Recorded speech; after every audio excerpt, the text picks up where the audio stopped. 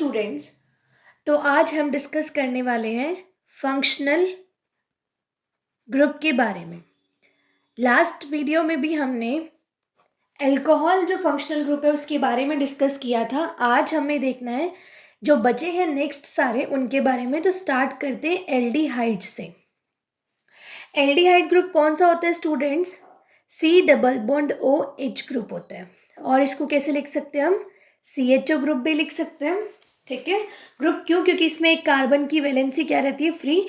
जब भी ये CHO ग्रुप किसी भी कार्बन की चेन के साथ जुड़ेगा so it will form a aldehyde group. और इन्हीं सभी ग्रुप की अपनी क्या होती है? होमोलोगस सीरीज होती है। ठीक है, सो अब हमें ये देखना है कि इनका जनरल फॉर्मूला क्या होता है और इसकी हम IUPAC नेमिंग कैसे करते हैं।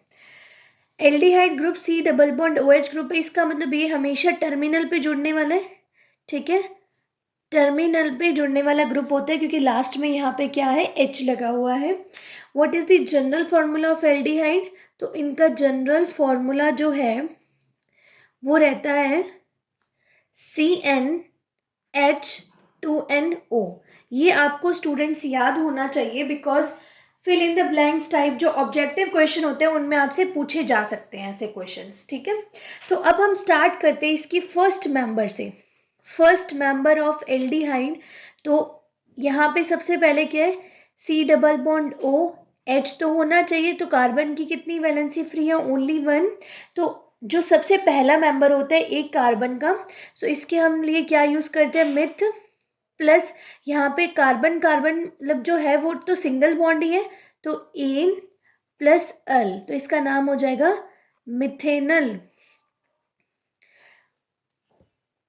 और स्टूडेंट्स इसका जो कॉमन नाम है वो भी काफी फेमस है, उसको हम बोलते हैं formaldehyde. Formaldehyde is the common name of this particular compound और इसको हम HCHO लिखते हैं। इसका आपको कॉमन नाम याद रखना है, फॉर्मएल्डिहाइड है। तो मतलब C डबल बॉन्ड OH इसका जो फर्स्ट मेंबर है वो मिथेनल वाला हो सकता है। अब आपको लग रहा होगा कि यहाँ पे तो डबल बॉन्ड है फिर भी हमने एन लगाया। एक्चुअली क्या होता है कि हमें जो सिंगल बॉन्डिंग है वो कार्बन कार्बन के बीच में ही चेक करनी होती है। दो यहाँ पे तो एक ही कार्बन है, कार्बन ने एक सिंगल बॉन्ड बनाया है किसके साथ? हाइड्रोजन के साथ।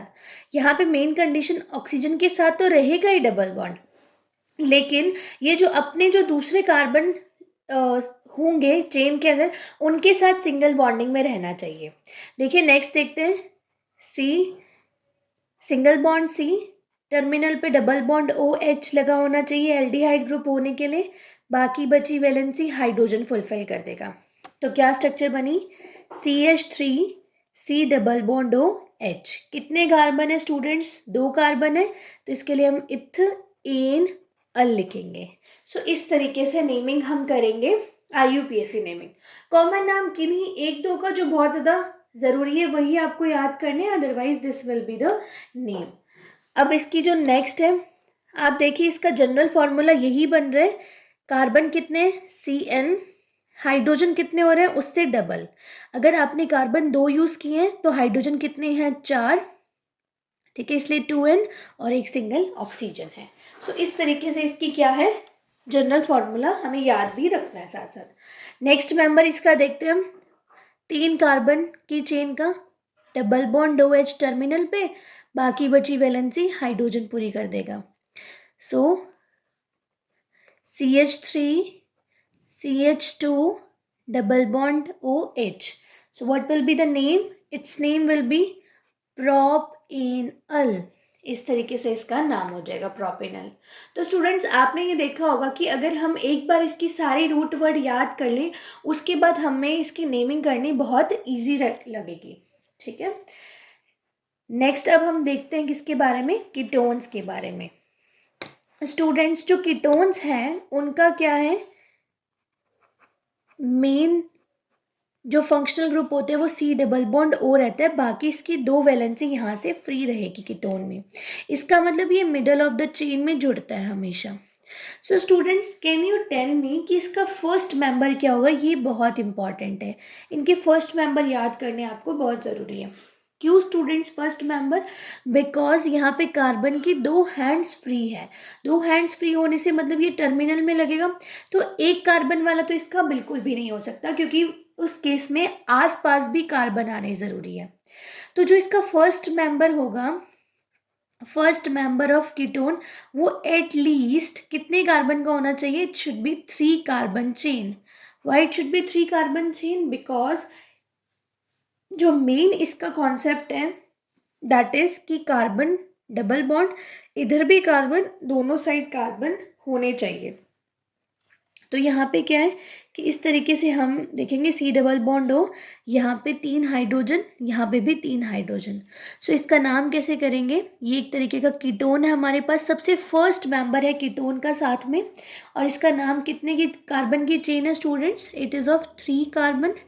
ठीक है, 3 कार्बन के लिए हम क्या लगाते हैं? प्रॉप। कार्बन कार्बन के बीच में सिंगल बॉन्ड एन, और इसका जो सफिक्स यूज होता है that will be own.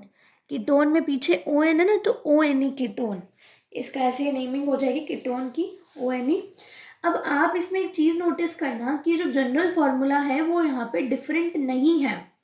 Ketone में जनरल फॉर्मूला एल्डिहाइड के जैसा ही है, ये इनको हम बोलते हैं कार्बोनाइल ग्रुप।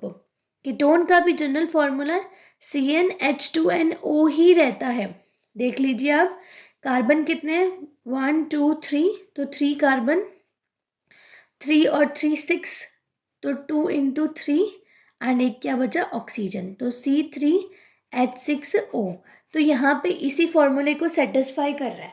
मीन्स कि जो एल्डिहाइड होंगे और जो कीटोन होंगे उनका जनरल फॉर्मूला डिफरेंट नहीं होता। Now the next functional group that we need to learn is carboxylic acid. इसको हमें याद करना है स्टूडेंट्स। कार्बोक्सिलिक एसिड का जो ग्रुप है वो क्या होता है? C double bond O O H होता है। ठीक है, C double bond O O H group होगा इसके अंदर कार्बोक्सिलिक एसिड में। अब ये एक तरीके का एसिड है because it will donate H plus ions, that's why. ठीक है, इसका जनरल फॉर्मूला हमें देखना है, वो क्या रहेगा?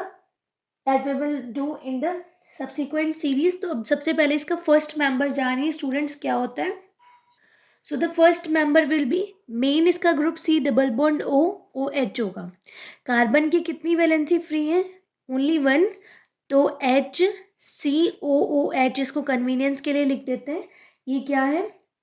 एक कार्बन का, इसलिए मिथ, बीच में क्या? Double single bond an, last में इसमें लगता है ओइक एसिड, तो इसका नाम बन जाएगा मिथ एन ओइक एसिड।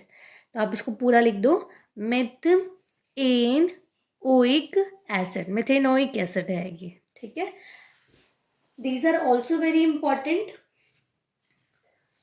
और इसको हम कॉमन नाम में बोलते हैं फॉर्मिक एसिड। फॉर्मिक एसिड इसका क्या होता है? कॉमन नाम होता है, कॉमन नेम।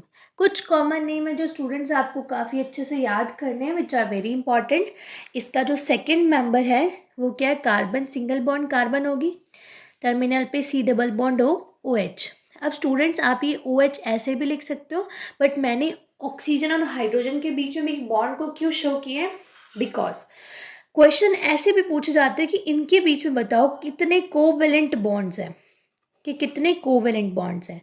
देखिए CH3 C double bond O OH, तो टोटल कोवेलेंट बॉन्ड आप काउंट करेंगे 1 2 3 4 5 6 7 8। तो इस तरीके से आप प्रॉपर स्ट्रक्चर बनाओगे तो आपको ऐसे क्वेश्चन करने में दिक्कत नहीं आएगी। सो ये क्या है? N oic acid, ethanoic acid है।